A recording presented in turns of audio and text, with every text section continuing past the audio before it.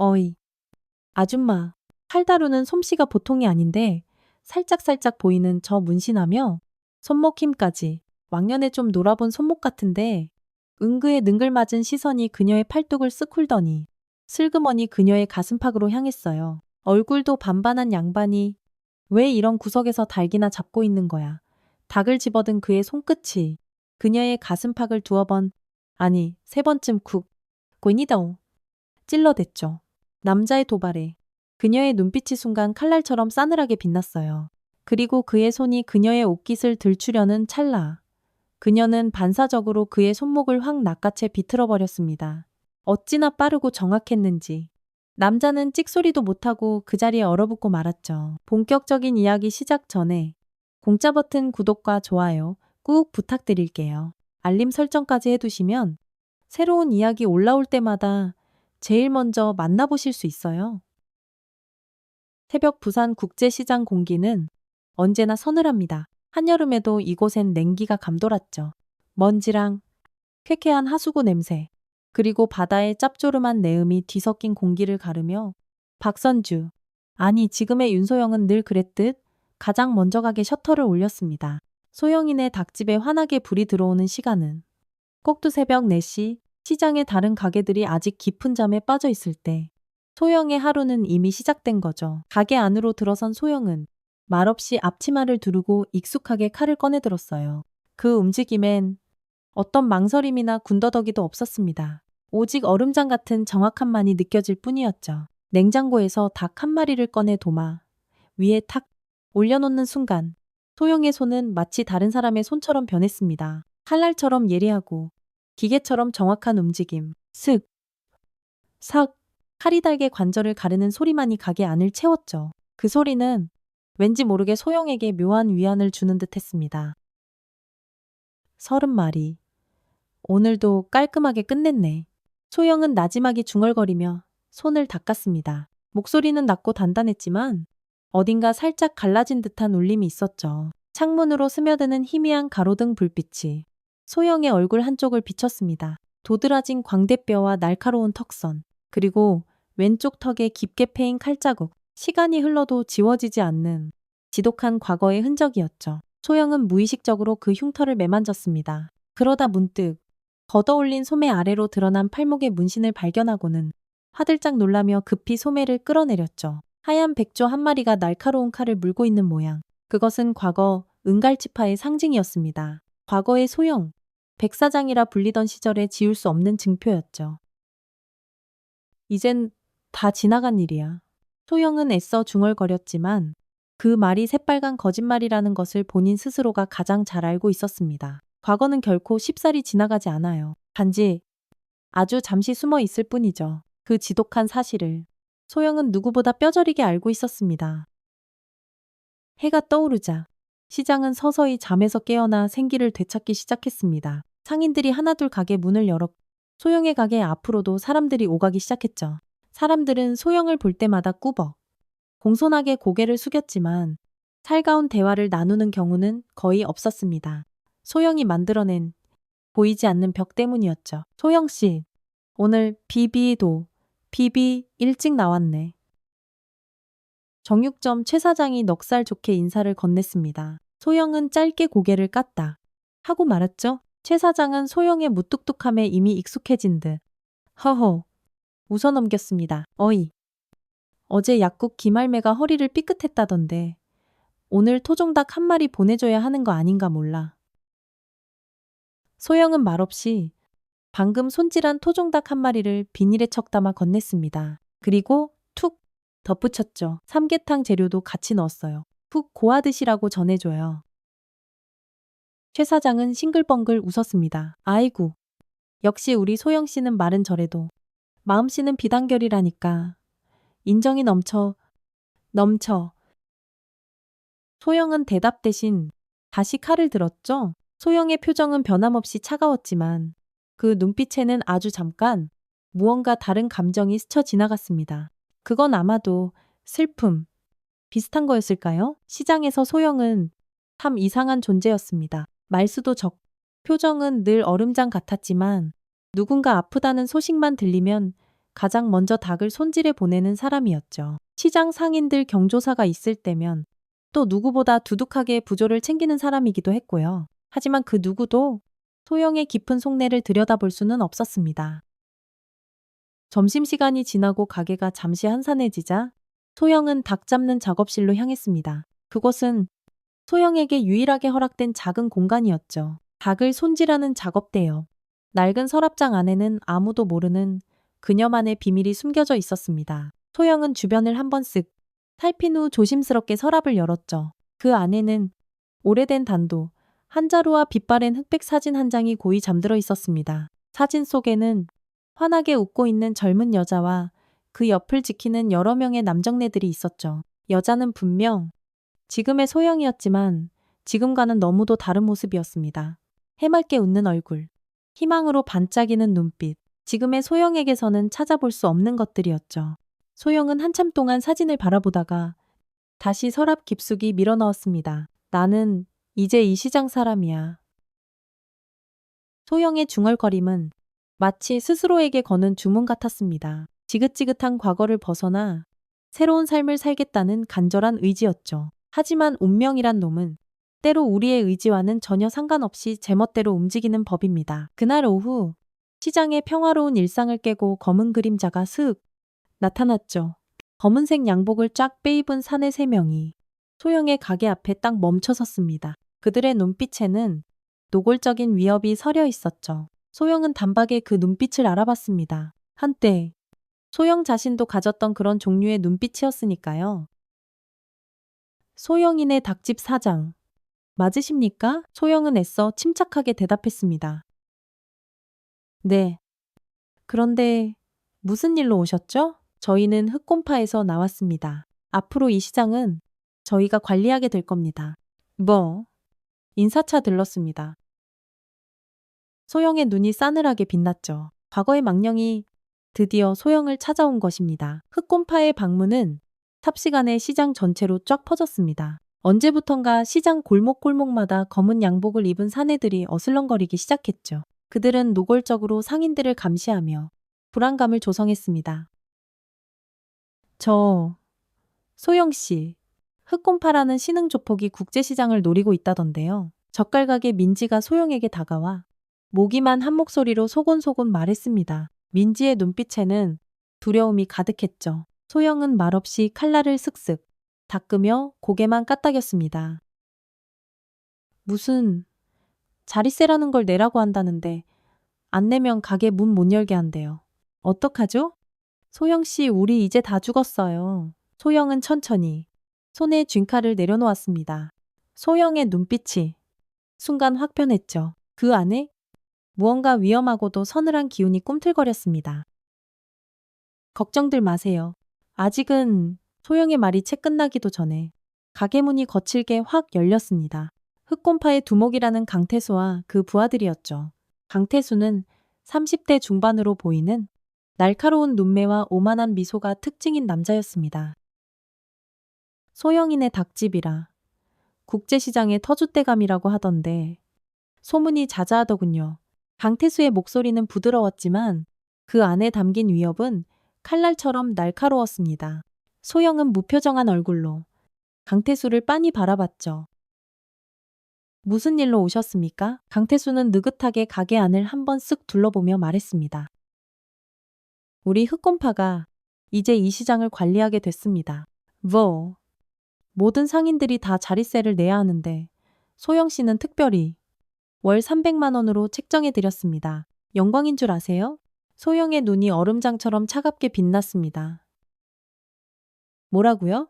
월 300허. 영세 상인들 피 빨아먹는 것도 유분수지. 그게 무슨 말도 안 되는 소리예요. 에이, 너무 그렇게 빡빡하게 굴지 마시고 보업이라고 생각하시면 됩니다. 험한 세상. 혼자 사는 여자분이 얼마나 위험하시겠어요. 다 안전을 걱정해서 그러는 겁니다. 허허. 강태수의 말에 뒤에 서 있던 부하들이 낄낄 비웃었죠. 소영은 천천히 자리에서 일어섰습니다. 소영의 손은 여전히 칼을 꽉 쥐고 있었죠. 그런 시덥잖은 보호 필요 없습니다. 나 혼자서도 충분히 잘 먹고 잘 사니까요. 강태수의 얼굴에서 능글맞은 미소가 싹 사라졌습니다. 그의 눈빛이 독사처럼 위험하게 번뜩였죠. 소영 씨, 우리가 지금 장난하는 것처럼 보입니까? 흑곰파는 그런 시시껄렁한 동네 양아치들이 아닙니다. 내일까지 결정하십시오. 답은 예스 하나뿐입니다. 강태수는 살벌한 협박을 남기고 가게를 나갔습니다. 소영은 홀로 남아 창밖을 멍하니 바라봤죠. 시장 골목에는 이미 여러 곳에 흑곰파의 검은 그림자들이 짙게 드리워져 있었습니다. 그날 밤, 소영은 평소보다 늦게까지 가게에 남았습니다. 닭을 손질하는 소영의 손놀림은 평소와 다름없이 정확하고 빨랐지만 그 눈빛은 더욱더 날카롭게 빛나고 있었죠. 소영은 오랜만에 서랍 깊숙한 곳에 넣어두었던 단도를 꺼내 손질했습니다. 그 단도는 소영이 은갈치파 시절 사용하던 것으로 손잡이에는 백조 모양이 섬세하게 새겨져 있었죠. 아직은 안 돼. 소영은 괴로운 듯 중얼거리며 단도를 다시 서랍에 넣었습니다. 과거로 돌아가고 싶지 않았죠. 그 피비린내 나는 세계로 다시 발을 들이는 것은 소영이 지난 5년 동안 죽으림을 다해 피해온 일이었습니다. 다음 날 아침, 소영이 가게 셔터를 올리려는 순간 눈앞에 펼쳐진 충격적인 광경에 숨이 멎는 듯 했습니다. 가게 앞에는 피가 흥건한 죽은 닭 5마리가 대롱대롱 매달려 있었다. 각 닭의 목에는 붉은 글씨로 흑곰파라고 쓰인 섬뜩한 딱지가 걸려 있었습니다. 시장 상인들이 하나둘 모여들기 시작했습니다. 그들의 눈에는 숨길 수 없는 공포가 서려 있었죠. 소영은 애써 담담한 표정으로 죽은 닭들을 끌어내려 검은 비닐봉지에 쓸어 담았습니다. 소영 씨, 이건 명백한 협박이에요. 당장 경찰에 신고해야 해요. 과일 가게 수정이가 새파랗게 질린 얼굴로 떨리는 목소리로 말했죠. 소영은 천천히 고개를 저었습니다. 경찰은 소용없어요. 이런 인간들한테는 경찰보다 더 무서운 게 필요하니까. 소영의 말을 들은 상인들은 더욱더 불안에 떨었습니다. 소영이 마치 이런 세계를 너무나 잘 아는 사람처럼 말했기 때문이죠. 그들은 소영이 왜 그렇게 확신에 찬말을 하는지 도무지 알 길이 없었습니다. 소영의 과거를 백사장이라 불리던 그 섬뜩했던 시절을 전혀 알지 못했으니까요. 그날 오후 흑곰파 놈들이 다시 찾아왔습니다. 이번에는 강태수 대신 부하들만 나타났죠. 보스께서 어제 드린 제안 다시 한번 생각해 보셨냐고 전화하십니다. 소영은 칼을 내려놓지 않은 채 차갑게 대답했습니다. 말 같지도 않은 보호 따위 필요 없다고 똑똑히 말했을 텐데요. 어이, 아줌마, 어제 우리가 보낸 선물은 마음에 드셨나?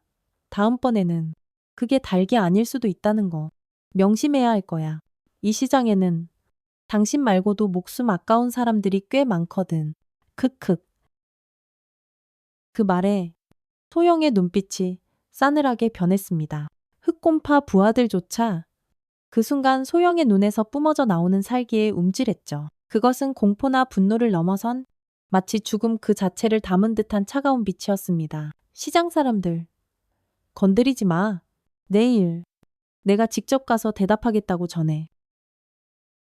흑곰파 부하들은 만족스러운 미소를 지으며 돌아갔습니다. 소영은 홀로 남아 손에 쥔 칼을 더욱더 꽉 쥐었죠. 손가락 마디가 하얗게 될 정도로 그날 밤 소영은 닭 잡는 작업실에 홀로 앉아 오랜 고민에 빠졌습니다. 오래된 단도를 손에 쥔 채 끝없이 생각에 잠겼죠. 소영의 마음 한구석에는 이미 답이 정해져 있었지만 그것을 쉽사리 인정하고 싶지 않았습니다.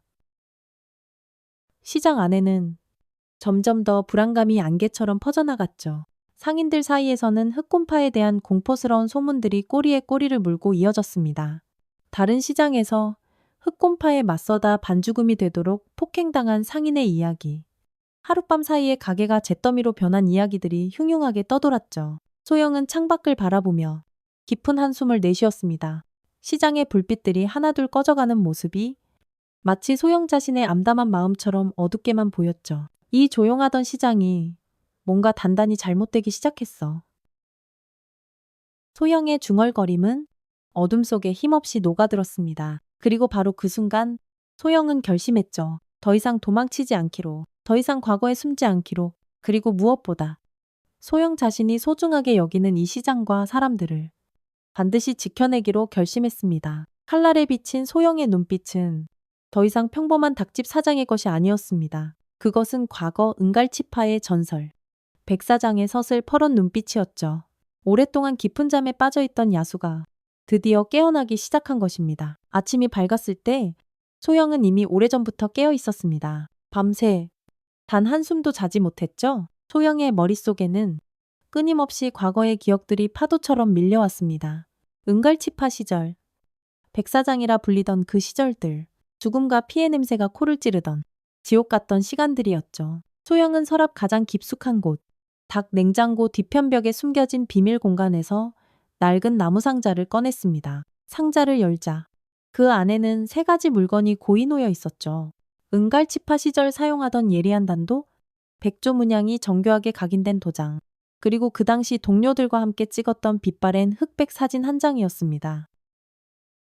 단도를 꺼내든 소영의 손이 미세하게 떨렸습니다. 칼날은 10년이 넘는 세월이 흘렀음에도 불구하고 여전히 날카로운 빛을 뿜어내고 있었죠. 백조 문양이 새겨진 칼날은 희미한 형광등 불빛을 받아 싸늘하게 빛났습니다. 오랜만이네. 이놈아. 소영은 나지막이 중얼거리며 단도의 무게중심을 확인했습니다. 손에 쥐는 순간 모든 것이 너무나도 익숙했죠. 마치 바로 어제까지 들고 있었던 것처럼 몸이 모든 감각을 똑똑히 기억하고 있었습니다. 은갈치파의 백사장으로 살았던 그 피로 얼룩진 시절의 감각을 말입니다. 누구세요? 갑작스러운 목소리에 소영은 순간적으로 단도를 등 뒤로 감췄습니다. 화들짝 놀라 뒤를 돌아보니 정육점 최 사장이 작업실 입구에 멍하니 서 있었죠. 최 사장의 눈에는 놀라움과 의심, 그리고 약간의 두려움이 뒤섞여 있었습니다. 죄송합니다. 문이 살짝 열려 있길래. 그만. 최 사장이 더듬거리며 말했죠. 소영은 애써 침착하게 상자를 닫았지만 이미 늦었습니다. 최 사장은 분명 그 예리한 단도와 백조 문양을 똑똑히 보았을 테니까요. 둘 사이에 숨막히는 긴장감이 감돌았습니다. 그게 혹시... 최 사장이 조심스럽게 입을 열었죠. 설마 아주 예전에 부산 바닥을 주름 잡았다는 그 전설 속의 백 사장 맞으십니까? 소영의 눈이 얼음장처럼 차갑게 변했습니다. 최 사장은 그 살벌한 눈빛에 저도 모르게 움찔했죠. 하지만 최 사장의 눈에는 두려움보다는 놀라움과 경외감이 더 크게 자리 잡고 있었습니다. 어떻게 아시는 겁니까?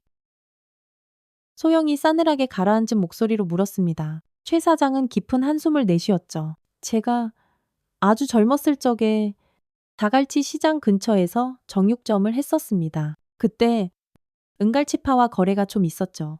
직접 뵌 적은 없지만 백 사장의 소문은 그 바닥 사람이라면 모르는 이가 없었습니다. 하얀 백조 문양 단도를 번개처럼 휘두르는 여자. 전설처럼 떠돌던 이야기였죠. 소영은 아무 말도 하지 않았습니다. 단지 손에 쥔 단도를 천천히 상자 안에 다시 넣었을 뿐이죠. 제가 본 건 오늘 이 자리에서 절대 아무에게도 말하지 않겠습니다. 최 사장이 진지한 얼굴로 말했죠. 하지만 혹시 흑곰파 놈들 때문에 무언가를 하시려는 생각이라면 제발 조심하셔야 합니다. 그놈들 정말 보통이 아니에요. 아주 악질들이라고 들었습니다. 소영은 씁쓸한 미소를 지었습니다. 최 사장은 그런 소영을 물끄러미 바라보았습니다. 그의 눈에는 이제 무언가 다른 감정이 서려 있었죠. 존경이었을까요? 아니면 경외심이었을까요? 혹시 제가 도울 일이 있다면 언제든 말씀하십시오. 미력 하나마 힘닿는 데까지 돕겠습니다. 최 사장의 말에 소영은 말없이 고개를 까딱였습니다. 최 사장이 나간 후 소영은 오랫동안 깊은 생각에 잠겼죠. 과거의 비밀이 이렇게 또 하나 드러난 것입니다. 더 이상 숨길 수 없는 불편한 현실이 되어가고 있었죠. 그날 오후 소영은 시장 곳곳을 조용히 살펴보았습니다. 아니나 다를까? 흑곰파 놈들이 여러 상점들을 돌아다니며 상인들을 압박하는 모습이 눈에 띄었죠. 야채 가게 아줌마가 울먹이며 돈을 건네는 모습. 철물점 아저씨가 멱살을 잡힌 채 협박당하는 장면들이 소영의 눈에 고스란히 들어왔습니다. 특히 소영의 시선을 강하게 끈 것은 흑곰파 두목 강태수의 오른팔로 보이는 한 남자였죠. 그는 검은 가죽 재킷을 입고 있었는데 잠시 걷어올린 소매 아래로 언뜻 보인 문신이 소영의 뇌리에 깊이 밝혔습니다. 그것은 검붉은 잉크로 새겨진 또아리를 튼 뱀 모양의 문신이었죠. 필리핀 아바카이 갱단? 아, 소영이 나지막이 중얼거렸습니다. 소영은 아주 오래전에 그 섬뜩한 문신을 본 적이 있었죠. 필리핀에 본거지를 둔 악명 높은 국제 범죄 조직 아바카이 갱단의 상징이었습니다. 소영이 은갈치파에 몸담고 있을 때도 그들과 몇 번인가 크게 충돌했던 적이 있었죠. 가게로 돌아온 소영은 더욱더 깊은 생각에 잠겼습니다.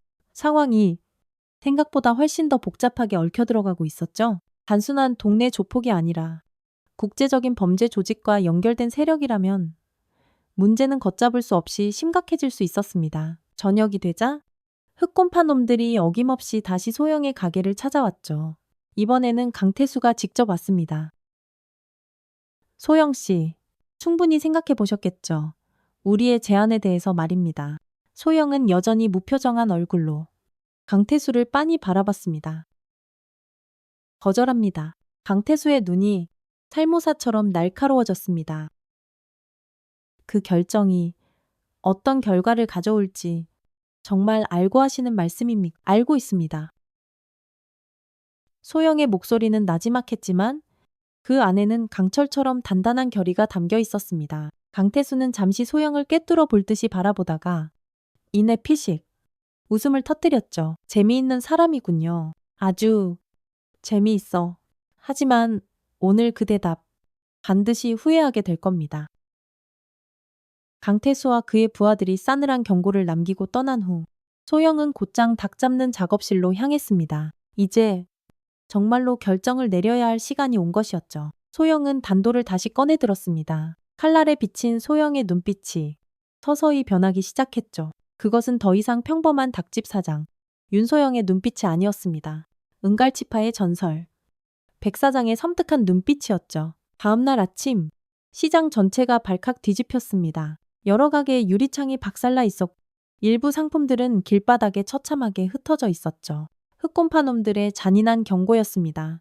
특히 소영의 가게는 그 피해가 더욱더 심각했습니다. 가게 안의 모든 것이 엉망진창으로 부서져 있었고 벽에는 붉은 페인트로 다음은 내 차례다 라고 섬뜩하게 쓰여 있었죠. 시장 상인들은 공포에 질려 벌벌 떨었습니다. 하지만 그 누구도 선뜻 경찰에 신고하지 못했죠. 경찰에 신고했다가는 더 큰 화를 부를 것이 불보듯 뻔했으니까요. 경찰이 와봤자 이런 놈들에게는 아무런 도움이 되지 않는다는 것을 시장 사람들은 너무나도 잘 알고 있었습니다. 이런 어둠의 세계는 그들만의 잔혹한 법칙으로 움직였으니까요. 소영은 조용히 묵묵히 가게를 정리했습니다. 소영의 얼굴에는 어떤 동요나 감정의 변화도 보이지 않았죠. 다만 소영의 눈빛은 이전보다 더욱더 날카롭고 차갑게 빛나고 있었습니다. 그날 저녁 시장 뒤편 주차장 쓰레기 하치장 근처에서 결국 끔찍한 일이 벌어지고 말았죠. 과일가게 수정이의 남편이 온몸이 피투성이가 된 채 심하게 구타당한 상태로 발견된 것입니다. 급히 앰뷸런스가 달려왔지만 그의 상태는 매우 심각했습니다. 수정이는 목 놓아 오열했고 시장 사람들은 절망과 공포에 휩싸였죠. 흐엉, 더 이상은 이렇게 못 살아요. 차라리 돈을 내든지 아니면 가게를 내놓든지 해야겠어요. 누군가가 절망적인 목소리로 울부짖었습니다. 소영은 그 처참한 광경을 멀리서 말없이 지켜보았죠. 소영의 눈에 뜨거운 분노가 이글거렸습니다. 하지만 그것은 맹목적인 분노가 아닌 얼음처럼 차가운 결의로 가득 찬 눈빛이었습니다. 그날 밤 소영은 닭 잡는 작업실에 환하게 불을 켰습니다. 소영은 낡은 상자에서 단도를 꺼내 정성스럽게 손질했죠. 잘 벼려진 칼날이 붉은 전등 빛을 받아 섬뜩하게 번뜩였습니다. 나는 참았고 잊으려 했고 피하려 했. 하지만 지금은 내가 직접 나설 수밖에 없어.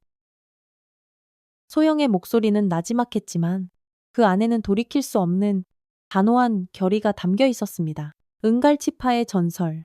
백 사장이 다시 깨어나는 순간이었죠. 소영은 더 이상 그저 평범한 닭집 사장이 아니었습니다. 조용히 살아가던 소박한 삶은 이제 끝이 난 것이었죠. 이제 소영은 자신의 지독한 과거와 다시 정면으로 마주해야 했습니다.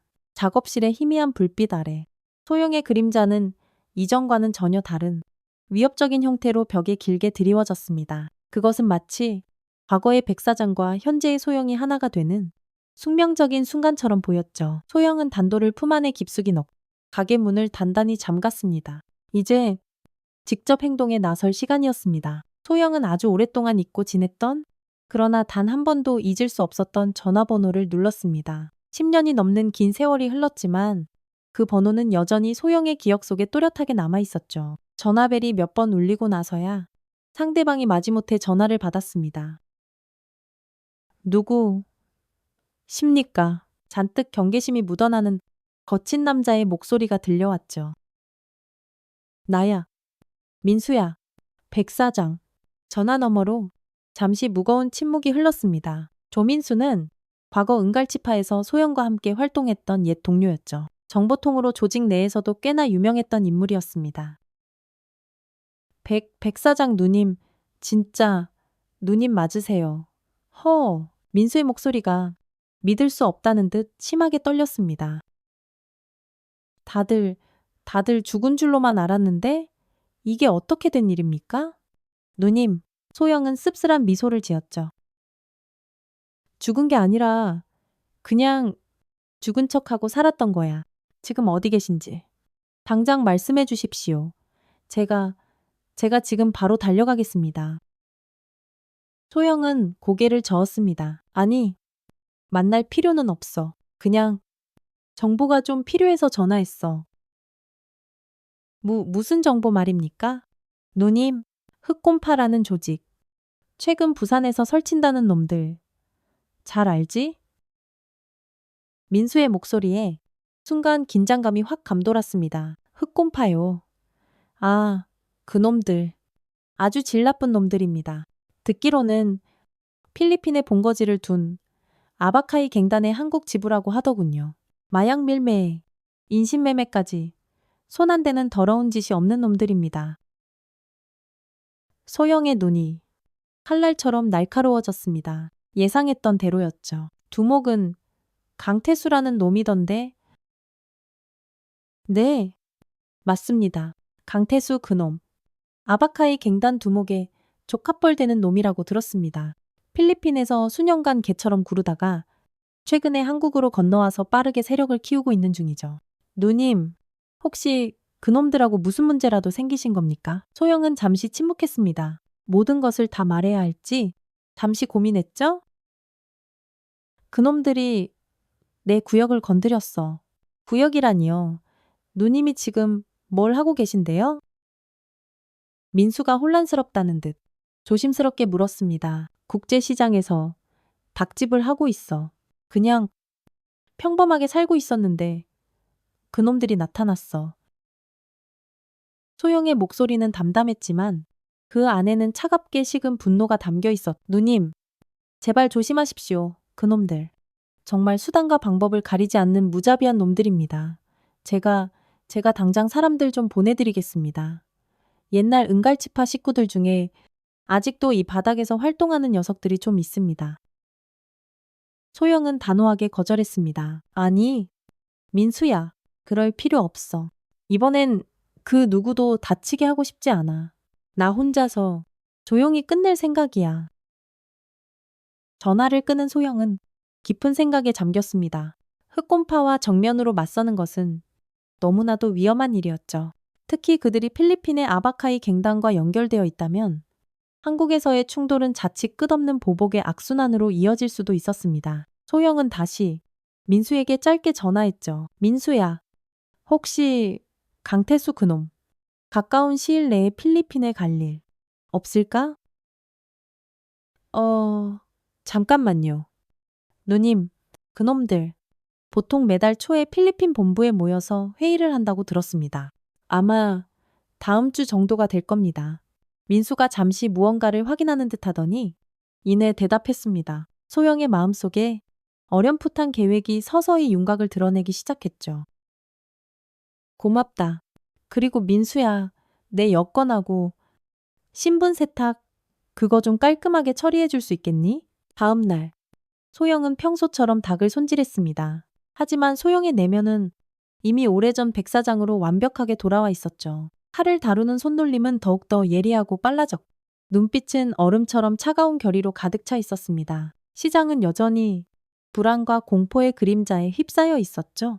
흑곰파 놈들이 시장 곳곳에서 상인들을 괴롭혔고 견디다 못한 몇몇 가게는 아예 문을 닫아버렸습니다. 특히 과일 가게 수정인에는 남편이 병원에 입원한 후로는 아예 장사를 포기한 듯 보였죠. 소영은 조용히 시장을 한 바퀴 둘러보며 모든 상황을 빠짐없이 눈에 담았습니다. 그리고 다시 한번 굳게 결심했죠. 이 시장과 이 시장 사람들을 지키기 위해 자신이 그토록 지긋지긋하게 피하려 했던 과거의 삶으로 다시 한번 돌아가기로 말입니다. 오후가 되자 흑곰파 놈들이 어김없이 다시 소영의 가게를 찾아왔습니다. 이번에는 강태수의 오른팔인 그 가죽 재킷을 입은 남자가 보스께서 밥을 기다리고 계십니다. 그가 냉랭하게 말했습니다. 소영은 차분하게 대답했죠. 내일 내가 직접 강태수 씨를 만나고 싶습니다. 협상할 게 좀 있어서요. 남자는 의심스러운 눈빛으로 소영을 잠시 쏘아봤지만 이내 알겠다는 듯 고개를 까딱였습니다. 좋습니다. 내일 오후 2시 완월동 블루문 카페에서 보스께서 기다리실 겁니다. 남자가 떠난 후 소영은 닭 잡는 작업실에서 조용히 떠날 준비를 시작했죠. 민수가 보내준 새 여권과 신분증을 꼼꼼히 확인했습니다. 이제 소영은 이미영이라는 새로운 신분을 갖게 되었죠. 필리핀행 항공권도 이미 예약해둔 상태였습니다. 강태수의 뒤를 조용히 따라갈 준비였죠. 저녁 무렵 소영은 정육점 최 사장을 찾아갔습니다. 최 사장은 소영을 보자 잔뜩 긴장한 표정으로 재빨리 가게 문을 안으로 걸어 잠갔죠. 무슨 일이십니까? 소영 씨, 최 사장이 조심스럽게 물었습니다. 소영은 곧바로 본론으로 들어갔죠. 제가 며칠 동안 가게를 좀 비우게 될 것 같습니다. 혹시 제 가게 좀 며칠만 봐주실 수 있겠습니까? 최 사장은 소영의 단호한 눈빛에서 무언가를 읽었는지 더 이상 아무것도 묻지 않고 묵묵히 고개를 끄덕였습니다. 걱정 마십시오. 제가 제 가게처럼 잘 보고 있겠습니다. 그리고 소영이 아주 잠시 망설이다가 힘겹게 말을 이었죠. 만약 제가 돌아오지 못하면 이 가게는 수정이에게 주세요. 남편도 다쳤으니 분명 도움이 필요할 겁니다. 최 사장의 얼굴에 순간 충격과 걱정이 뒤섞인 표정이 스쳐 지나갔습니다. 소영 씨, 도대체 무슨 일을 하시려는 겁니까? 묻지 마세요. 아는 것이 때로는 더 위험할 수 있으니까요. 소영의 목소리는 부드러웠지만 그 안에는 거스를 수 없는 단호함이 담겨 있었습니다. 다음 날, 소영은 강태수와의 만남을 위해 약속 장소인 완월동으로 향했습니다. 검은색 셔츠에 청바지를 입은 소영은 평소보다 훨씬 더 날카롭고 차가워 보였죠. 소영의 눈빛은 이미 오래전 백사장의 그것으로 완벽하게 돌아와 있었습니다.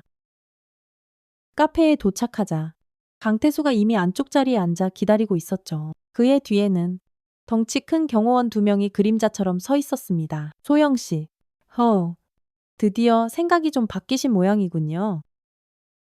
강태수가 오만한 미소를 지으며 물었습니다. 소영은 담담하게 대답했죠. 네, 협력하기로 했습니다. 하지만 한 가지 조건이 있습니다. 조건이라고요?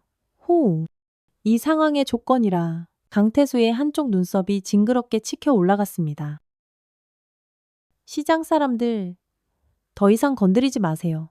저 하나만 상대하시면 됩니다. 강태수는 잠시 소영을 뜯어볼 듯이 관찰하더니 이내 큰 소리로 웃음을 터뜨렸습니다. 푸아하, 재미있는 분이시네. 아주 좋습니다. 그 조건. 받아들이죠. 그럼 자릿세는 예정대로 매달 300만 원.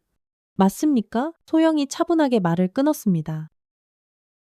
첫 달 것은 내일 중으로 준비해드리겠습니다. 강태수는 만족스러운 미소를 지었죠. 아주 현명한 결정입니다. 진작 그러셨어야죠. 소영이 마치 아무렇지도 않다는 듯 대화를 이어갔습니다. 그런데 강태수 씨는 혹시 필리핀에도 자주 가시나 봐요. 강태수의 눈빛에 순간 경계심이 가득 찼습니다. 왜 그런 걸 갑자기 물으시는 거죠? 소영은 무심한 척 태연하게 대답했죠. 아, 그냥 좀 궁금해서요. 외국에도 무슨 계열사 같은 게 있다고 들었거든요. 강태수는 잠시 소영을 의심스러운 눈초리로 살펴보더니 이내 다시 능글맞은 웃음을 지었습니다. 뭐, 비즈니스맨이니까요. 해외 출장이야. 밥 먹듯이 있는 일이죠. 허허. 대화를 마치고 카페를 나온 소영은 곧바로 민수에게 전화했습니다. 민수야, 강태수, 그놈. 필리핀 일정 정확하게 다시 한번 알아봐줘. 아주 정확하게. 네. 누님, 이미 다 알아봤습니다. 민수가 망설임 없이 대답했죠. 다음 주 월요일 밤 비행기로 마닐라로 떠납니다. 3박 4일 일정이라고 합니다. 소영은 말없이 고개를 끄덕였습니다. 고맙다. 이제 나도 슬슬 준비를 해야겠고. 그날 밤, 소영은 아주 오랜만에 과거에 혹독했던 훈련을 다시 시작했습니다. 닭 잡는 작업실에서 밤늦도록 칼을 다루는 손놀림을 연습했고, 굳어있던 몸의 감각을 하나하나 되살렸죠. 10년이 넘는 긴 세월이 흘렀지만 소영의 몸은 여전히 그 지독했던 감각들을 똑똑히 기억하고 있었습니다. 이번이 정말 마지막이야. 소영은 나지막이 중얼거렸습니다. 이걸로 모든 걸 다 끝내고 다시는 칼을 드는 일은 없을 거야. 그러나 소영의 마음 한구석에서는 이미 너무나도 잘 알고 있었죠. 한번 깊은 잠에서 깨어난 백 사장은 그렇게 쉽게 다시 잠들지 않으리라는 것을. 그럼에도 불구하고 소영은 굳게 결심했습니다.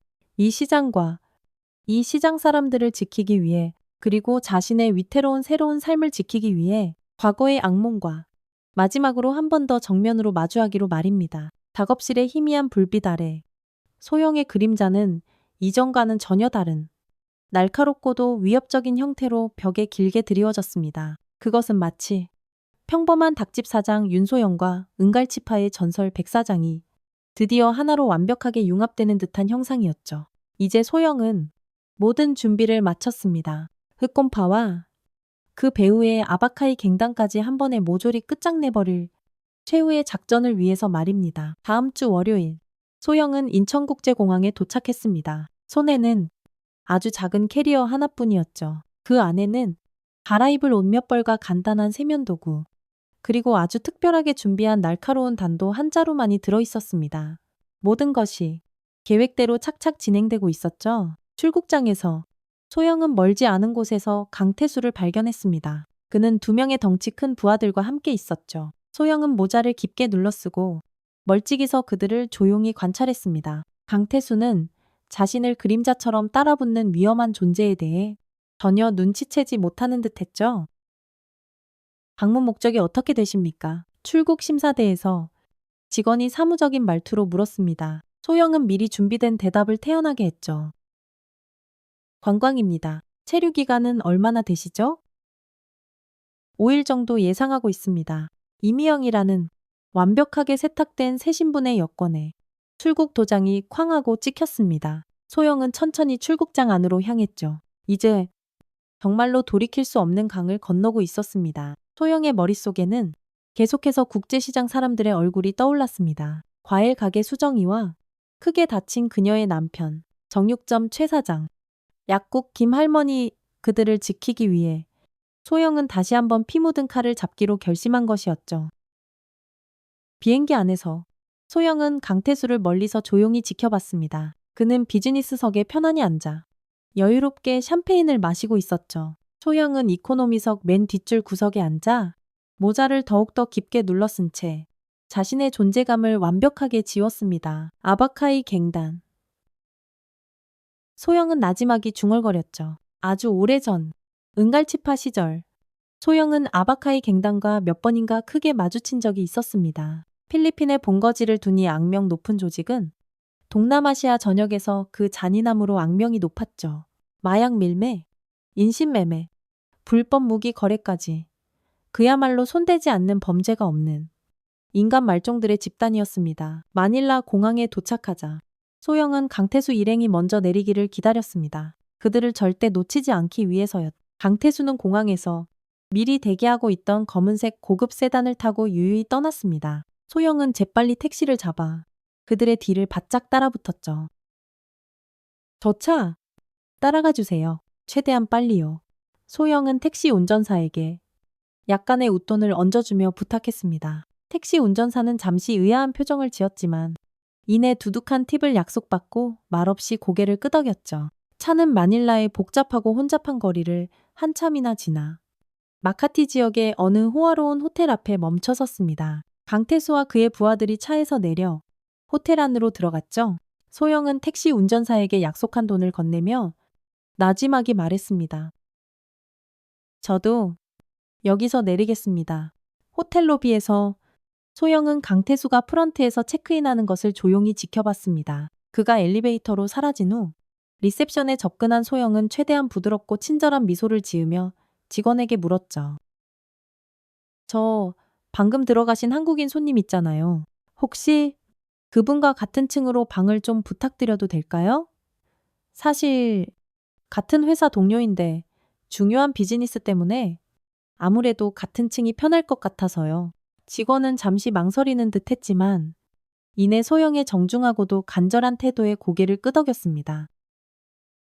네. 손님, 마침 15층에 빈 방이 하나 있습니다. 1507호실로 준비해드리겠습니다. 그분은 바로 옆 1512호실에 체크인하셨습니다. 소영은 감사의 미소를 지었죠. 아, 정말 감사합니다. 방에 들어온 소영은 창밖을 가만히 내려다봤습니다. 마닐라의 화려한 밤 풍경이 눈앞에 그림처럼 펼쳐졌다.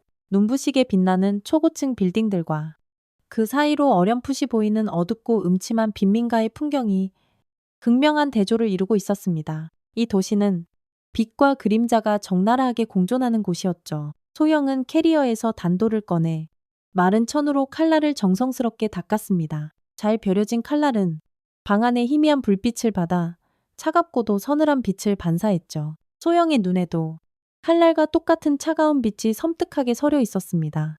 백 사장이 드디어 완벽하게 깨어난 순간이었죠.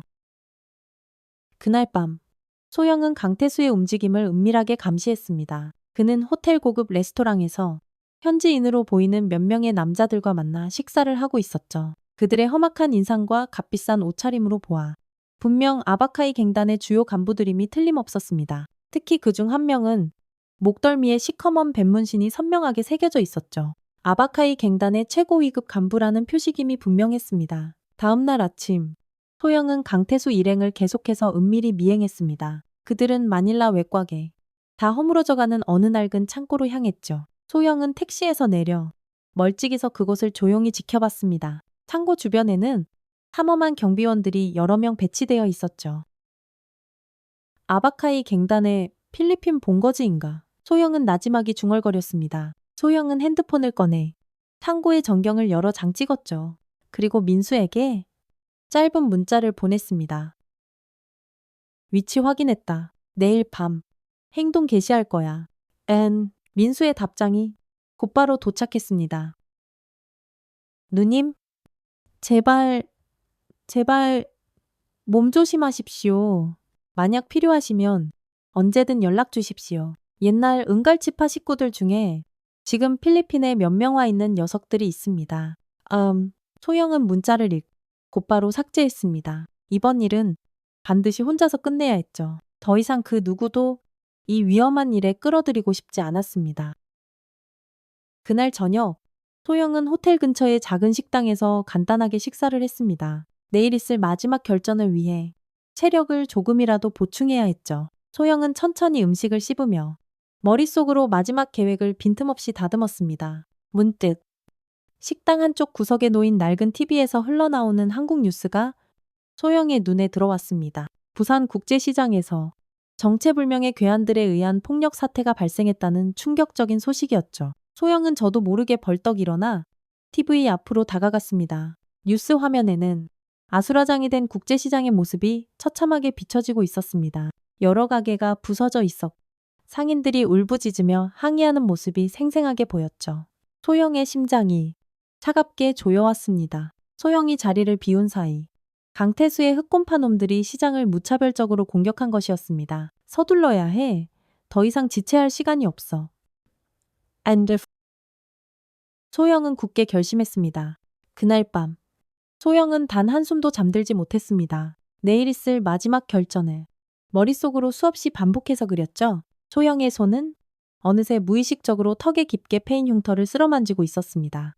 그 흉터는 소영의 피로 얼룩진 과거를 항상 일깨워주는 지워지지 않는 낙인과도 같았죠. 아침이 밝았을 때 소영은 이미 모든 준비를 완벽하게 끝낸 상태였습니다. 머리부터 발끝까지 검은색 옷을 입고 긴 머리를 단단히 묶어 올렸죠. 소영의 눈빛은 더 이상 평범한 닭집 사장의 것이 아니었습니다. 그것은 오직 백 사장의 차갑고도 냉혹한 눈빛이었죠. 소영은 호텔방을 나서기 전 마지막으로 한국에 짧은 전화를 걸었습니다. 정육점 최 사장에게였죠. 최 사장님, 저예요. 다들 별일 없으시죠? 소영의 목소리는 이상하리만큼 담담했습니다. 소영 씨 지금 어디 계신 거예요? 시장이 지금 난리가 났어요.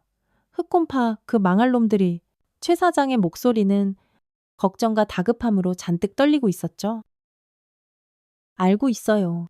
하지만 이제 곧 모든 게 다 끝날 거예요. 소영이 차분하게 대답했습니다. 그게 무슨 말씀이세요? 소영 씨, 제발 무리하지 마세요. 소영은 잠시 침묵했다가 힘겹게 말을 이었습니다. 만약 제가 돌아오지 못하면 제 가게 아까 말씀드린 대로 꼭 수정이에게 주세요. 전화를 끊은 소영은 깊은 숨을 내쉬었습니다. 이제 정말로 돌이킬 수 없는 강을 건넌 것이었죠. 소영은 단도를 품 안에 깊숙이 숨기고 조용히 호텔을 나섰습니다. 그날 오후 소영은 강태수가 어제 그 낡은 창고로 다시 향하는 것을 확인했습니다. 이번에는 어제보다 훨씬 더 많은 수의 검은 양복들이 그를 둘러싸고 있었죠. 소영은 멀찍이 서 그 광경을 지켜보다가 해가 완전히 지기를 기다렸습니다. 어둠이 짙게 내려앉아 소영은 고양이처럼 소리 없이 창고 주변을 샅샅이 조사했습니다. 경비원은 총 4명이었고 CCTV가 창고 곳곳에 여러 대 설치되어 있었죠. 하지만 그런 것들은 소영에게 조금도 문제가 되지 않았습니다. 과거 은갈치파 시절 소영은 이보다 훨씬 더 삼엄하고 강력한 경비 시스템도 쥐도 새도 모르게 뚫었던 경험이 있었으니까요. 소영은 조용히 창고 뒤편의 가장 어둡고 외진 곳으로 접근했습니다. 첫 번째 경비원은 담벼락에 기대어 몰래 담배를 피우던 중이었죠. 소영은 번개처럼 그의 등 뒤로 다가가 정확한 급소 가격 한 방에 그를 소리 없이 기절시켰습니다. 찍소리 한 번 내지 못한 채로요. 두 번째 경비원도 비슷한 방식으로 순식간에 제압했습니다. 소영의 움직임은 마치 밤의 그림자처럼 빠르고도 조용했죠. 그 누구도 소영의 존재를 전혀 눈치채지 못했습니다. 소영은 창고 측면에 아주 작고 낡은 창문을 통해 안으로 잠입했습니다. 내부는 온갖 종류의 상자들로 가득 차 있었고 중앙에는 여러 명의 사람들이 모여 시끄럽게 떠들고 있었죠. 강태수와 아바카이 갱단의 주요 간부들이었습니다. 그들은 테이블 위에 펼쳐진 알 수 없는 서류 뭉치와 약품 샘플로 보이는 작은 봉투들을 유심히 살펴보고 있었습니다. 소영은 천장 구조물을 따라 소리 없이 고양이처럼 이동했습니다. 과거의 지옥 같던 훈련이 이미 몸에 완벽하게 배어 있었죠. 소영은 완벽한 타이밍을 숨막히는 긴장 속에서 기다렸습니다. 모든 것을 단 한 번에 끝낼 수 있는 절호의 순간을 말입니다. 그리고 마침내 그 결정적인 순간이 왔습니다. 소영은 마지막으로 깊은 숨을 한 번 크게 내쉬고 손에 쥔 단도를 더욱더 꽉 움켜쥐었죠. 그리고 나지막이 그러나 단호하게 중얼거렸습니다. 나는 참았고 잊으려 했고 어떻게든 피하려 했다. 하지만 이제는 이 모든 것을 끝낼 시간이다. 소영은 마치 한 마리 검은 표범처럼 천장에서 소리 없이 뛰어내렸습니다. 소영의 눈에는 더 이상 어떤 망설임이나 두려움도 없었습니다. 오직 단 하나의 목표만이 선명하게 불타고 있었죠. 이 지긋지긋한 악몽을 영원히 끝장내는 것. 그리고 그날 밤 마닐라의 어느 외딴 창고에서 은갈치파의 전설 백사장이 마지막으로 피해 칼춤을 추었습니다. 아바카이 갱단과 흑곰파의 검은 악몽은 그렇게 처절하게 끝이 났죠. 15시간 후 소영은 지친 몸을 이끌고 인천국제공항에 도착했습니다. 소영의 얼굴에는 극심한 피로가 역력했지만 그 눈빛은 이상하리만큼 고요하고 평온해 보였죠. 마치 아주 오랫동안 자신을 짓눌러왔던 무거운 짐을 드디어 내려놓은 사람처럼 말입니다. 출국장을 빠져나오는 소영의 발걸음은 천근만근 무거웠습니다. 오른쪽 팔꿈치에는 시퍼런 멍이 진하게 들어 있었고 걸을 때마다 왼쪽 다리를 미세하게 절뚝거렸죠. 하지만 소영의 표정에는 어떤 고통의 흔적도 찾아볼 수 없었습니다. 오히려 모든 것을 체념한 듯한 담담함만이 깃들어 있었죠. 소영은 공항 화장실에 들어가 차가운 물에 얼굴을 씻었습니다. 거울에 비친 자신의 초췌한 모습을 한참 동안 말없이 바라봤죠. 턱에 깊게 패인 흉터가 유난히 더 선명해 보였습니다.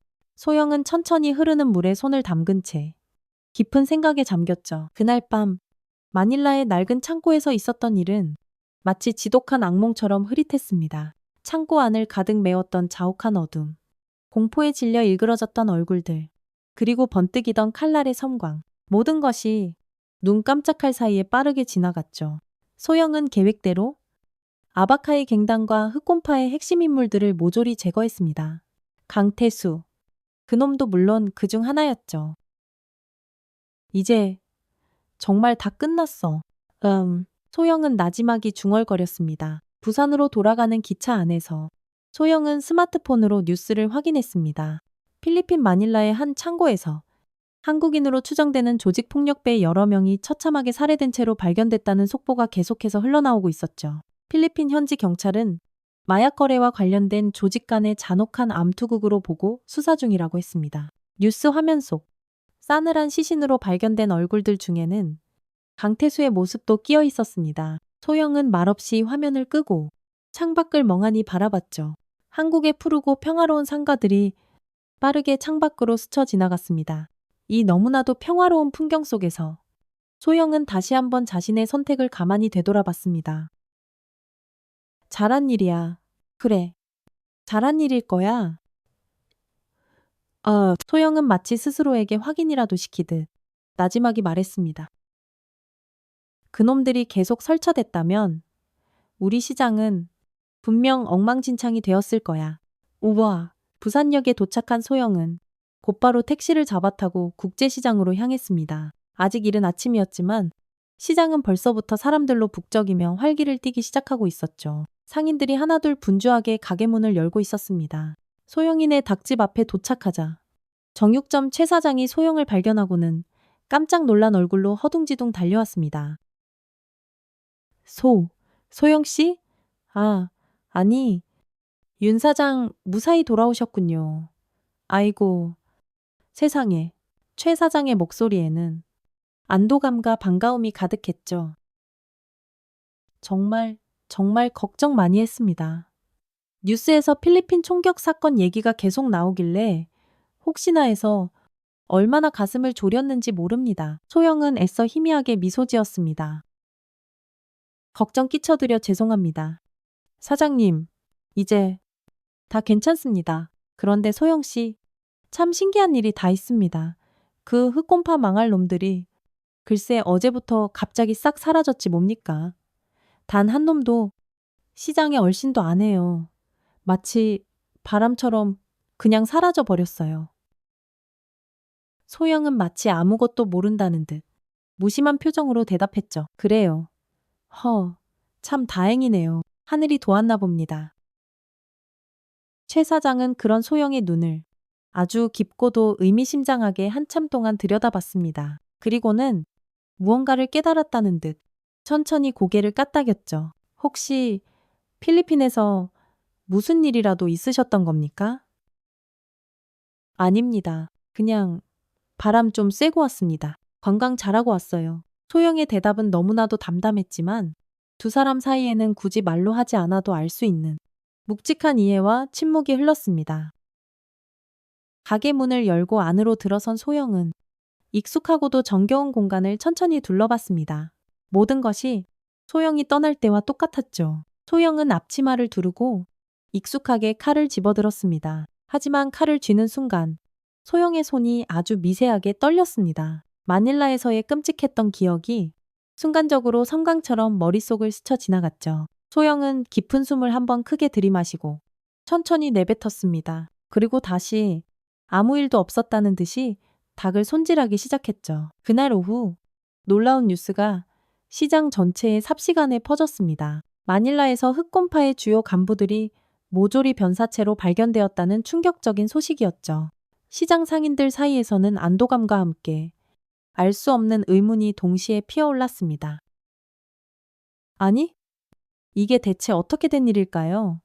그 악독한 놈들이 그렇게 갑자기 다 사라지다니. 귀신이 고칼 노릇이네. 과일 가게 수정이가 믿을 수 없다는 표정으로 소영에게 다가와 물었습니다. 소영은 평소처럼 무뚝뚝하고 퉁명스럽게 대답했죠. 누가 알겠어요? 미. 어쨌든 우리 시장에는 잘된 일 아니겠어요. 수정이는 고개를 연신 끄덕였습니다. 네. 정말 그래요. 이건 정말 하늘이 도운 게 틀림없어요. 아이고, 부처님, 하느님, 감사합니다. 소영은 말없이 희미하게 미소 지었습니다. 그리고 문득 생각난 듯 수정이의 남편에 대해 물었죠. 남편분은 좀 어떠세요? 많이 괜찮아지셨어요.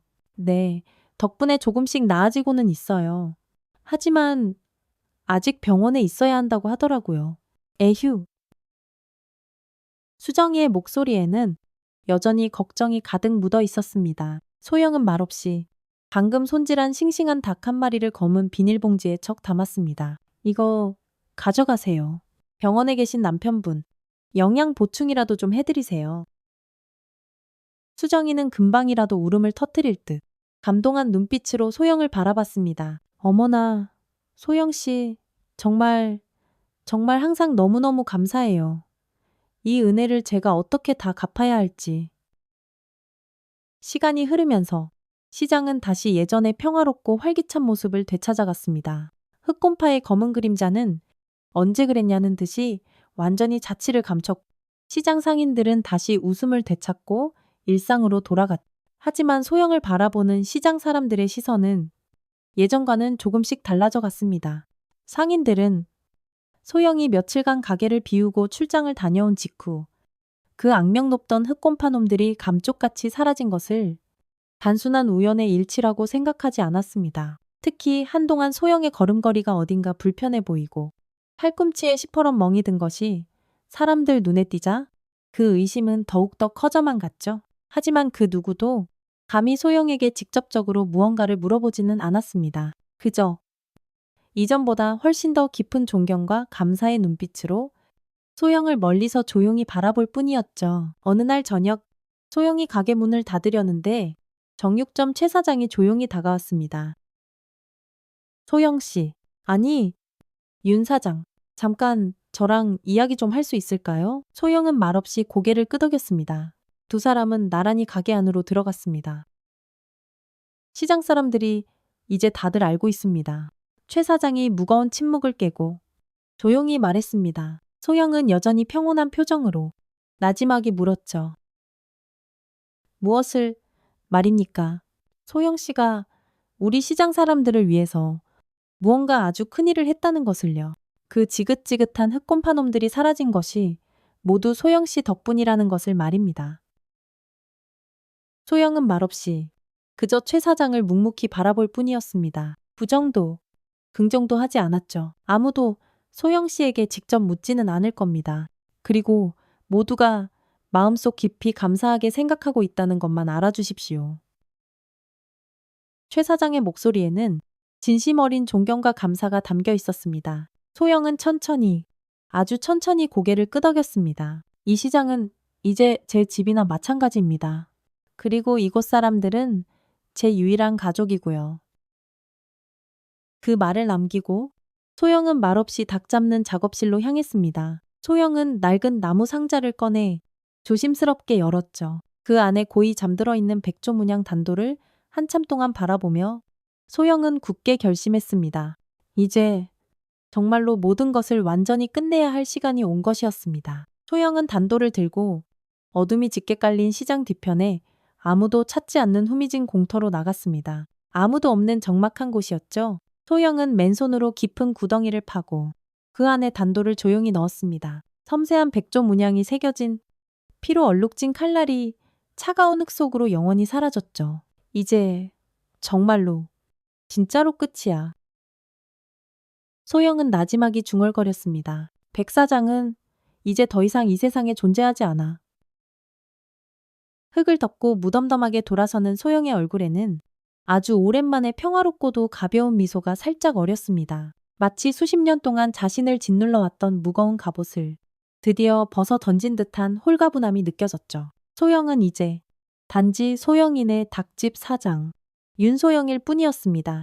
지긋지긋한 과거의 검은 그림자에서 벗어난 평범한 한 사람이었죠. 그러나 운명이란 놈은 때로 우리의 간절한 바람이나 계획대로 순순히 흘러가 주지 않는 법입니다. 바로 다음 날 아침, 소영이 평소처럼 가게 문을 막 열었을 때였습니다. 갑자기 건장한 체격의 형사 2명이 예고도 없이 가게 안으로 들이닥쳤습니다. 당신이 윤소영 씨 맞으십니까? 나이 지긋해 보이는 한 형사가 날카로운 눈빛으로 물었죠. 소영은 애써 침착하게 대답했습니다. 네, 맞습니다만 무슨 일이신가요? 최근 발생한 흑곰파 연쇄살인 사건의 주요 용의자인 강태수 씨가 사망 직전에 윤소영 씨 당신을 만났다는 증언이 확보됐습니다. 만나서 무슨 이야기를 나누셨죠? 소영이 담담하게 대답했습니다. 그자들이 계속해서 우리 시장 상인들에게 못된 짓을 저질렀습니다. 저는 그저 더 이상 시장 사람들을 괴롭히지 않겠다는 약속을 받아내기 위해 그들이 요구하는 자릿세를 내기로 했을 뿐입니다. 그게 전부입니다. 시장 상인들이 하나둘 가게 앞으로 모여들어 놀란 표정으로 그 광경을 숨죽여 지켜봤죠. 그들이 마닐라에서 끔찍한 사고를 당한 바로 그날. 당신은 어디서 무엇을 하고 있었습니까? 바로 그때였습니다. 정육점 최 사장이 불쑥 앞으로 나서며 단호한 목소리로 말했습니다. 소영 씨는 그날 저와 함께 있었습니다. 하루 종일 닭 수급 문제 때문에 가게에서 저와 함께 일하고 있었습니다. 제가 바로 그 증인입니다. 그때 과일 가게 수정이도 황급히 달려와 거들었습니다. 맞아요. 그날 저도 똑똑히 봤어요. 평소 소영 씨가 저희를 많이 도와주셔서 감사 인사도 드릴 겸 과일 좀 갖다 드리러 갔었거든요. 분명히 최 사장님하고 같이 생닭 수급 작업하고 계셨어요. 다른 시장 상인들도 약속이나 한 듯이 저마다 자신들도 그날 소영을 봤다고 앞다투어 증언하기 시작했습니다. 소영은 놀라움을 감추지 못했습니다. 시장 사람들이 지금 자신을 위해 명백한 거짓말을 하고 있는 것이었죠. 바로 그때였습니다. 젊은 형사 한 명이 다급하게 달려오더니 소영을 취조하던 나이든 형사에게 귓속말로 무언가를 보고했습니다. 팀장님, 방금 확인 결과 윤소영 씨의 여권에는 최근 몇 년간 어떠한 해외 출국 기록도 없는 것으로 나옵니다. 그것은 민수가 손써준 완벽한 신분 세탁과 출입국 기록 조작 덕분이었습니다. 경찰들은 더 이상 조사할 것이 없다고 판단했는지 마지못해 바로 철수해버렸죠. 가게 앞에는 최 사장, 수정이, 젓갈가게 민지, 약국 김할머니, 그리고 그 외에도 수많은 익숙한 얼굴들이 걱정스러운 눈빛으로 소영을 바라보고 있었습니다. 소영 씨, 최 사장이 앞으로 나서며 조심스럽게 입을 열었습니다. 이제 괜찮으신 거죠? 소영은 믿을 수 없다는 듯한 눈빛으로 그들을 천천히 둘러봤습니다. 여러분들이 어쩌자고 저를 위해 그런 거짓말까지. 아이고, 뭘 그런 걸 가지고 그러세요? 소영 씨. 약국 김할머니가 손을 설레설레 흔들며 환하게 웃으며 말했죠. 우리 국제시장 사람들은 다 한 가족이나 마찬가지인데 이 정도는 당연한 거지요. 소영의 눈에 뜨거운 눈물이 자신도 모르게 주르륵 흘러내렸습니다. 지난 10년이 넘는 혹독한 세월 동안 단 한 번도 느껴보지 못했던 뜨겁고도 낯선 감정이었죠. 소영은 말없이 그저 고개를 깊이 숙였습니다. 자자. 이제 다들 그만 가게로 돌아가세요. 장사해야죠. 장사. 최 사장이 일부러 더 밝고 큰 목소리로 외치며 흩어지는 사람들의 등을 떠밀었죠. 경찰이 다녀간 다음 날, 소영은 평소처럼 꼭두 새벽 4시에 가게 문을 열었습니다. 손님이 오기 전 고요하고 적막한 시장에서 홀로 닭을 손질하는 시간은 소영에게 있어 하루 중 가장 평화롭고 위안이 되는 순간이었죠. 하지만 오늘은 어쩐지 그 평화가 제대로 느껴지지 않았습니다. 소영의 마음속에는 어제 있었던 충격적인 일의 여운이 여전히 파문처럼 남아 있었으니까요. 소영은 닭을 손질하면서도 계속해서 어제의 일들을 떠올렸습니다. 형사들이 들이닥쳐 소영의 신원을 확인하고 흑곰파와의 연관성을 집요하게 캐물을 때 소영은 이미 모든 것이 다 끝났다고 절망적으로 생각했었죠. 하지만 너무나도 놀랍게도 시장 상인들이 마치 미리 약속이라도 한 것처럼 하나같이 소영의 알리바이를 똑같이 증언해 주었습니다. 그날 우리 소영 씨는 생닭 수급하는 날이라 하루 종일 가게에만 있었어요. 모두가 하나같이 똑같은 말을 했죠. 칼날이 달게 관절을 정확하게 가르며 익숙하고도 섬뜩한 소리를 냈습니다. 소영은 그 소리에 잠시 생각을 멈추고 오직 칼질에만 모든 정신을 집중했죠. 완벽하고도 군더더기 없는 손놀림, 기계처럼 정확한 칼질. 이것이 바로 소영의 지독하고도 익숙한 일상이었습니다. 하지만 이제 그 차갑기만 하던 일상에는 무언가 다른 것이 아주 조금씩 더해지기 시작했습니다. 누군가에게 보호받고 있다는 낯선 느낌, 그리고 따뜻한 소속감이라는 것이었죠. 오전이 되자 시장은 언제 그랬냐는 듯이 다시 활기를 띠기 시작했습니다. 상인들이 하나둘 가게 문을 활짝 열었고 물건을 사려는 손님들이 삼삼오오 모여들기 시작했죠. 그리고 너무나도 놀랍게도 하나둘씩 소영의 가게 앞으로 시장 상인들이 찾아오기 시작했습니다. 소영씨, 애구, 소영씨.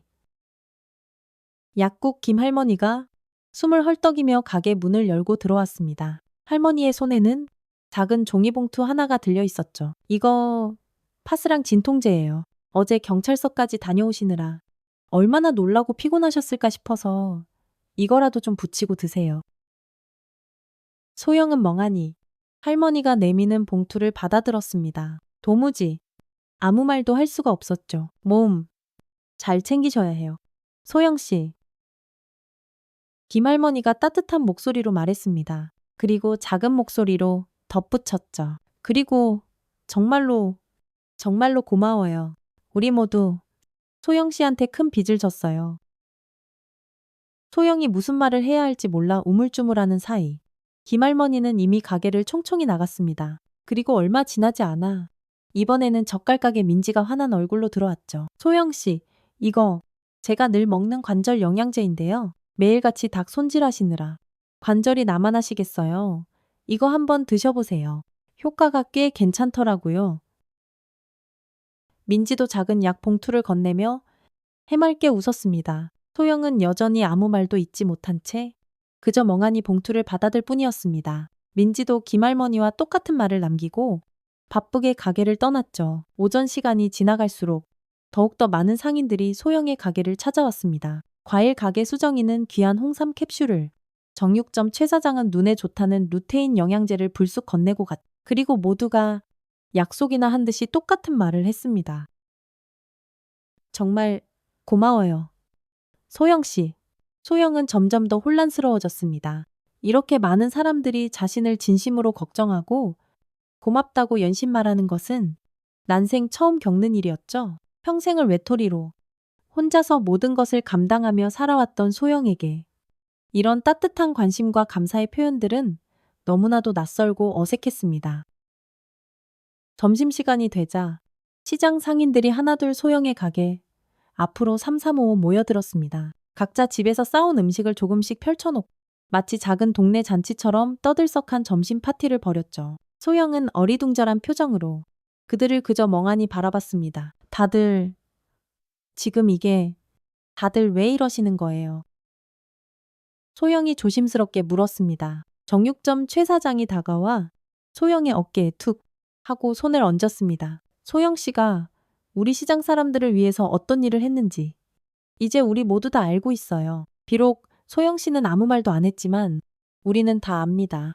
그 악질 흑곰파 놈들이 갑자기 사라진 것이 결코 우연이 아니라는 것도요. 과일 가게 수정이가 눈시울을 붉히며 덧붙였죠. 최 사장이 허허 너털웃음을 터뜨리며 말했습니다. 이 국제시장은요. 생긴 건 이래도 아주 작은 시골 마을 같은 곳이에요. 우리끼리는 모르는 비밀 같은 거 없답니다. 허허. 소영의 눈에 다시 뜨거운 눈물이 차오르기 시작했습니다. 은갈치파의 냉혹한 전설로 살던 시절에도 수많은 싸움에서 죽을 고비를 넘기던 그 순간에도 단 한 번도 울지 않았던 강인한 소영이었습니다. 하지만 지금 이 순간 시장 사람들의 따뜻한 온기 앞에서 그만 속절없이 무너져 내리고 말았. 소영은 아무 말도 하지 못한 채 그저 고개를 깊이 숙였습니다. 가녀린 어깨가 미세하게 파르르 떨리고 있었죠. 뜨거운 눈물이 소영의 거친 뺨을 타고 하염없이 흘러내렸습니다. 소영 씨. 약국 김할머니가 다가와 소영의 떨리는 손을 따뜻하게 잡아주었습니다. 괜찮아요. 소영 씨. 이제 다 괜찮아요. 우리는 언제나 소영 씨 편이에요. 항상. 언제까지나요. 소영의 가슴 속에서 무언가가 뜨겁게 울컥 하고 터져나왔습니다. 아주 오랫동안 단단하고 차갑게 닫혀있던 마음의 문이 드디어 활짝 열리는 듯한 느낌이었죠. 소영은 자신의 기나긴 인생에서 처음으로 자신이 진정으로 속한 곳, 자신을 있는 그대로 따뜻하게 받아들여주는 사람들을 만난 것만 같았습니다. 고맙습니다. 소영의 목소리는 형편없이 떨렸지만 그 안에는 세상 그 어떤 말보다도 깊은 진심이 담겨 있었습니다. 정말로, 정말로 고맙습니다. 그날 오후 소영은 닭 잡는 작업실 의자에 홀로 앉아 창밖을 가만히 바라봤습니다. 늘 보던 시장의 풍경이 오늘은 어쩐지 조금은 달라 보였습니다. 훨씬 더 밝고 훨씬 더 따뜻하게 느껴졌죠. 소영은 자신이 지난 몇 년간 얼마나 많이 변했는지를 가만히 생각했습니다. 국제시장에 처음 발을 들여놓았을 때의 소영은 과거를 필사적으로 숨기고 세상 모든 것에 마음의 문을 굳게 닫아둔 차갑고 외로운 사람이었습니다. 하지만 이제 소영은 아주 조금씩 마음을 열고 사람들과 따뜻한 정을 나누며 연결되기 시작한 것이었죠. 소영은 여전히 국제시장의 평범한 닭집 사장입니다. 턱의 깊은 흉터는 여전히 남아있고 팔목의 백조 문신도 그대로입니다. 하지만 이제 그것들은 더 이상 부끄럽고 숨기고 싶은 과거의 낙인이 아닌 소영 자신이 걸어온 험난했던 길을 묵묵히 보여주는 하나의 이정표가 되었습니다. 흉터는 영원히 남겠지만 진심은 결코 배신하지 않는다. 소영은 아주 작은 목소리로 그러나 그 누구보다도 단단하게 말했습니다. 오늘 이야기 어떠셨나요? 공짜인 구독과 알람 설정 잊지 마시고요. 여러분의 따뜻한 댓글 하나하나가 저에게는 정말 커다란 힘이 된답니다. 함께 해주셔서 진심으로 감사드립니다. 고맙습니다.